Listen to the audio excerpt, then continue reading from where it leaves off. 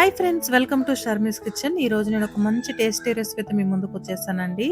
Egg మునక్కాయ masala curry చేసి చూపిస్తున్నాను. థిక్ గ్రేవీతో చాలా బాగుంటుందండి, సూపర్గా ఉంటుంది. ఈ స్టైల్లో ఒకసారి ట్రై చేసి చూడండి, తప్పకుండా మీకు నచ్చుతుంది. దీనికోసం అయితే ముందుగా ఒక మసాలా తయారు చేసుకోవాలి. అందుకోసం ఒక ప్యాన్ పెట్టుకొని ప్యాన్ బాగా హీట్ అయిన తర్వాత 4-5 ఎండుమిరపకాయలు, 1 టేబుల్ స్పూను ధనియాలు, 4-5 యాలకులు, 4-5 లవంగాలు, ఇంచు దాల్చిన చెక్కను కూడా యాడ్ చేసుకోవాలి. ఇప్పుడు ఇందులోకి 1 టేబుల్ స్పూను జీలకర్రను కూడా యాడ్ చేసుకునేసి ఈ మసాలాలని మీడియం ఫ్లేమ్లో పెట్టుకొని రంగు మారేంత వరకు బాగా ఫ్రై చేసుకోవాలి. మంటని మీడియం ఫ్లేమ్లో పెట్టుకోవాలండి, లేకపోతే మాడిపోతాయి. ఇలా ఫ్రై అయిపోయిన తర్వాత కొద్దిగా చల్లారనివ్వాలి. చల్లారిపోయిన తర్వాత మిక్సీ జార్లోకి తీసుకొని దీన్ని మెత్తని పౌడర్లా చేసి పక్కన పెట్టేసుకుందాము. ఇప్పుడు మనకి మసాలా పొడి తయారైపోయింది. ఇప్పుడు ఒక ప్యాన్లోకి ఒక 4-5 టేబుల్ స్పూన్ల వరకు ఆయిల్ యాడ్ చేసుకొని ఇందులోకి నేనైతే ముందుగా బాయిల్ చేసి పెట్టుకున్నానండి. 4 ఎగ్స్ తీసుకుంటున్నాను. ఆ ఎగ్స్ని ఇందులో వేసేసుకోవాలి. నైఫ్ తీసుకొని చిన్న చిన్న ఘాట్లు పెట్టుకొని యాడ్ చేసుకోండి. మీరు 5-6 గుడ్లైనా కూడా యాడ్ చేసుకోవచ్చండి. నేను ఇక్కడ 4 గుడ్లు యాడ్ చేసుకుంటున్నాను. లైట్గా పసుపు యాడ్ చేసుకోండి. వీటిని లైట్గా రంగు మారేంత వరకు ఫ్రై చేసుకోండి. పసుపు వేస్తే మనకు ఎగ్స్ చూడడానికి మంచి కలర్ ఉంటుందండి. ఇలా ఫ్రై చేసుకొని ప్లేట్లో తీసుకోవాలి. ఇప్పుడు ఇందులోకి మునక్కాడలు కూడా యాడ్ చేసుకుంటున్నాను. నేను ముందుగా కట్ చేసి వాటర్ ఏం లేకుండా మంచిగా క్లీన్ చేసి పెట్టుకున్నాను. వాటిని కూడా ఇందులో వేసుకునేసి వీటిని కూడా లైట్గా ఫ్రై చేసుకోవాలి. మునక్కాడలు వాటర్ లేకుండా యాడ్ చేసుకోండి, లేకపోతే మనకు ఆయిల్ చిదుముతుంది పైకి.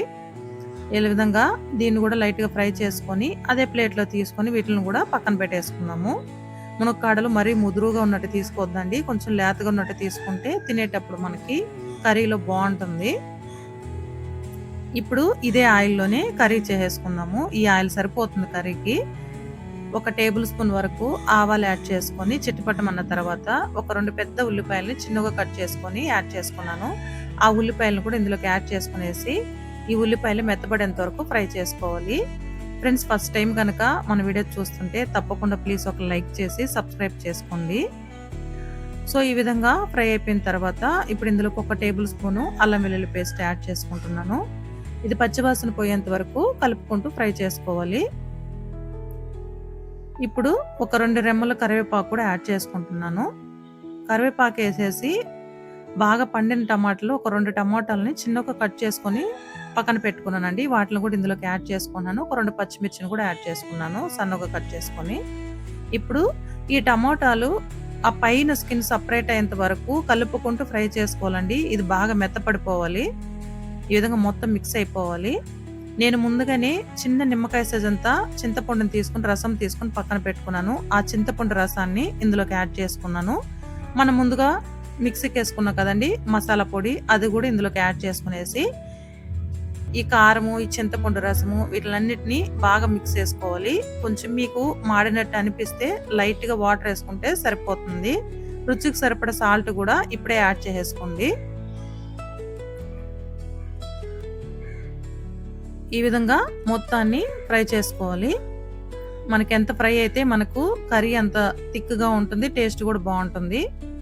ఎక్కువ వాటర్ వేయద్దండి, ఇది కొంచెం లైట్గా ఫ్రై అయ్యేంత వరకు వాటర్ లైట్గా వేస్తే సరిపోతుంది. ఇలా ఉడుకుతున్నప్పుడు ఇందులోకి 1 టేబుల్ స్పూన్ వరకు గరం మసాలా యాడ్ చేసుకుంటున్నాను. కారం ఏం నేను యాడ్ చేయట్లేదండి, మనం ఆల్రెడీ మసాలా పొడి తయారు చేసుకున్నప్పుడు మిరపకాయలు యాడ్ చేసాం కదా. ఇలాగా మనకు బాగా ఉడుకుతున్నప్పుడు మనం ముందుగా ఫ్రై చేసుకున్నాం కదండి ఎగ్స్, మునక్కాయలు, వాటిలన్నిటిని ఇందులోకి యాడ్ చేసేసి సన్నగా కట్ చేసుకున్న కొత్తిమీరను కూడా ఇందులోకి యాడ్ చేసుకోవాలి.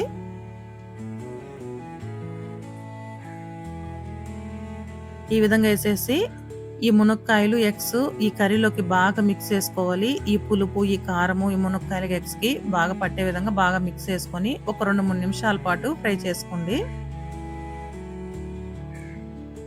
ఈ విధంగా ఫ్రై అయిపోయిన తర్వాత ఇప్పుడు ఇందులోకి మనము వాటర్ యాడ్ చేసుకున్నాము.